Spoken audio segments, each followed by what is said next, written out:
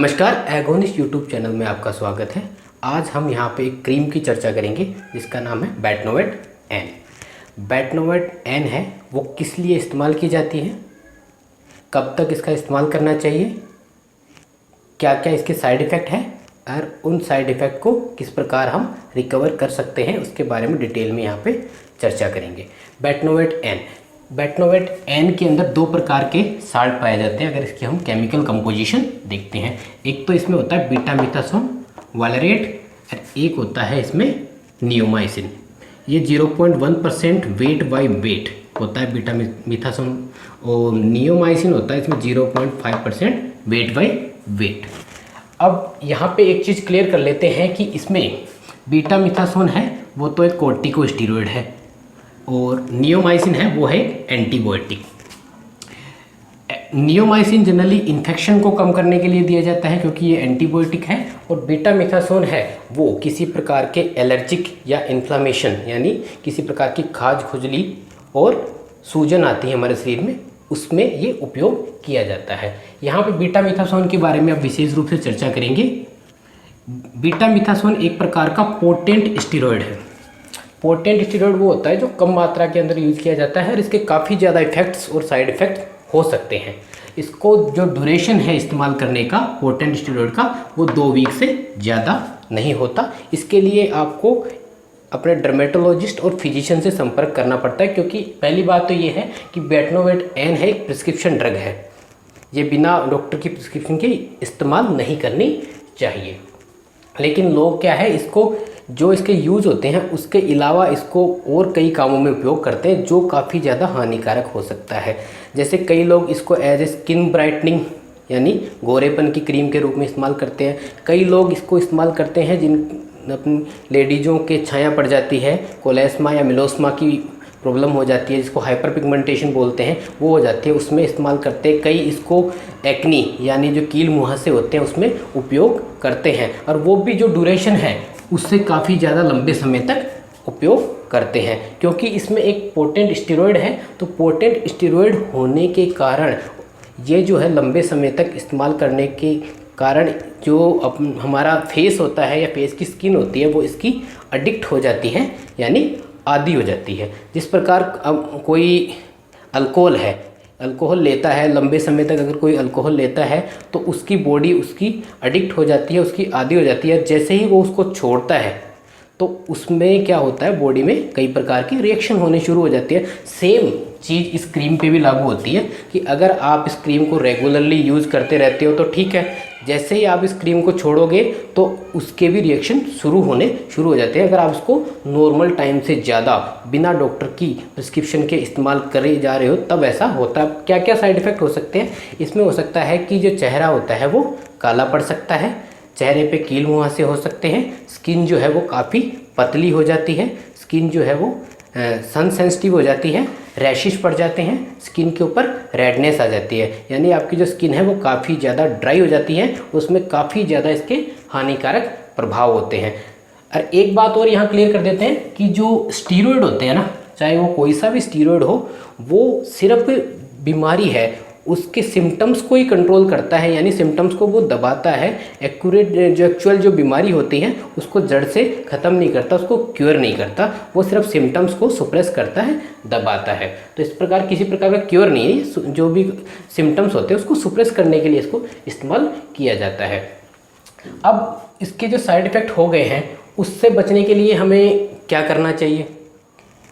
उसके लिए हमें क्या करना होता है? सबसे पहला तो ये करना होता है कि जो ये पोटेंट स्टेरॉयड है बहुत ज़्यादा बीटा मिथासोन, उसको एक लीस्ट पोटेंट या लेस पोटेंट स्टेरॉयड से रिप्लेस करना होता है, क्योंकि एकदम से हम इसको छोड़ नहीं सकते। एकदम से अगर हम स्टेरॉयड को छोड़ते हैं और ये काफ़ी हैवी स्टेरॉयड है जिससे नुकसान काफ़ी ज़्यादा होता है, तो इसलिए हम इसको एक लीस्ट पोटेंट या कम पोटेंसी वाले स्टेरॉयड से रिप्लेस करते हैं। जैसे इसमें डेसोनाइड आता है क्रीम फॉर्म में और हाइड्रोकोर्टिसोन 1% क्रीम फॉर्म में आता है। इसमें ये हाइड्रोकोर्टिसोन तो इतनी लो पोटेंट होती है कि छोटे बच्चों में भी अगर कोई स्किन संबंधित प्रॉब्लम होती है तो उसमें भी हम हाइड्रोकोर्टिसोन यूज़ करते हैं। इसे काफ़ी नामों से आती है, जैसे हम लाइकोर के नाम से आती है, क्यूटीसॉफ्ट के नाम से आती हैं, ऐसे हाइड्रोकोर्टिसोन मिलती है।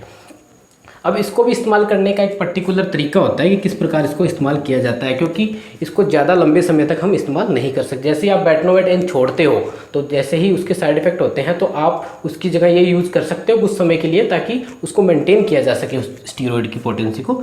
तो इसमें क्या है कि हाइड्रोकोर्टिसोन है, पहले 2 वीक के लिए तो सुबह शाम लगानी होती है फॉर 2 वीक, और 3rd वीक में दिन में 1 बार लगानी होती है, और 4थे वीक में अल्टरनेटिव डे, यानी एक दिन छोड़ के एक दिन, जैसे मंडे को लगाया तो ट्यूसडे को नहीं लगाना है, फिर वेडनेसडे को लगाना है, ऐसे एक दिन छोड़ के एक दिन लगानी होती है, जिससे इसकी जो पोटेंसी है वो बनी रहती है। दूसरी इसके साइड इफ़ेक्ट यानी बेटनोवेट के साइड इफ़ेक्ट से बचने के लिए जो दूसरी चीज़ आती है वो इसके अंदर आती है मॉइस्चराइजेशन ऑफ स्किन। ये सबसे बेस्ट चीज़ है, बेस्ट चीज़ जो है मॉइस्चराइजेशन ऑफ स्किन, क्योंकि बेटनोवेट एन का लंबे समय से उपयोग करने से स्किन जो होती है वो ड्राई हो जाती है, काफ़ी ज़्यादा ड्राई होती है। तो स्किन के अंदर आप जितना मॉइस्चर मेंटेन करोगे ना, उतना ज़्यादा आपकी स्किन है वो रिकवर करेगी, यानी जो पतली पड़ी थी ना स्किन वो थोड़ी उसमें मोटापन आएगा।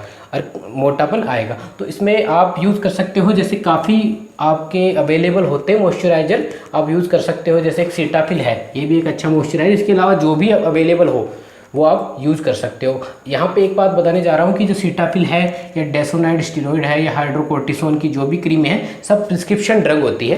तो इनको लेने से पहले आप अपने फैमिली फिजिशियन से या डर्मेटोलॉजिस्ट से आप कंसल्ट करके ही उनकी प्रिस्क्रिप्शन के ऊपर ही इसका उपयोग कीजिए। ऐसे डायरेक्ट जाके मेडिकल से इनको ना खरीदे, क्योंकि ये एक प्रकार की प्रिस्क्रिप्शन ड्रग होती है।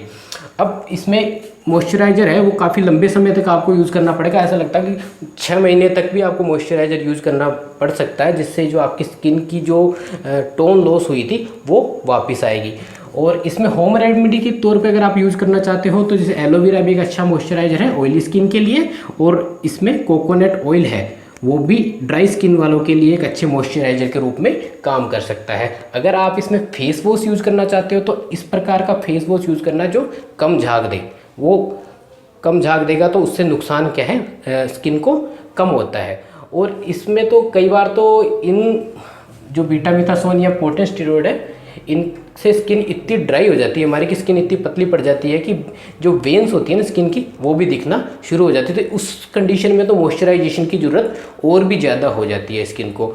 और दूसरा इसमें जो फैक्टर है वो काम करता है कि सन होता है, यानी सनलाइट से तो आपको बच के रहना होता है। जो लंबे समय तक ये यूज़ कर रहे थे उनको सनलाइट से बचना होता है, क्योंकि सनलाइट है वो स्किन को और ज़्यादा सेंसिटिव कर देती है। जितना हो सके सनलाइट से बचो। आप बाहर मत जाओ तो सनस्क्रीन का उपयोग करो, पर जितना हो सके प्रेफर ये करो कि सनलाइट में आप ना जाओ। और हीटिंग वाली जगह जैसे किचन होती है जहाँ पे ज़्यादा हीटिंग होती है, जहाँ पे लेडीज़ काम करती है, तो उनसे भी बचना पड़ता है उनको, क्योंकि स्किन उनकी काफ़ी ज़्यादा सेंसिटिव हो जाती है। तो इसमें स्किन का यही है कि आप एक तो मैं संक्षिप्त में इसको थोड़ा बता देता हूँ कि कभी भी ऐसी क्रीमों के जाल में नहीं फंसना चाहिए। जैसे बेटनोवेट एन आ गई, ये भी है।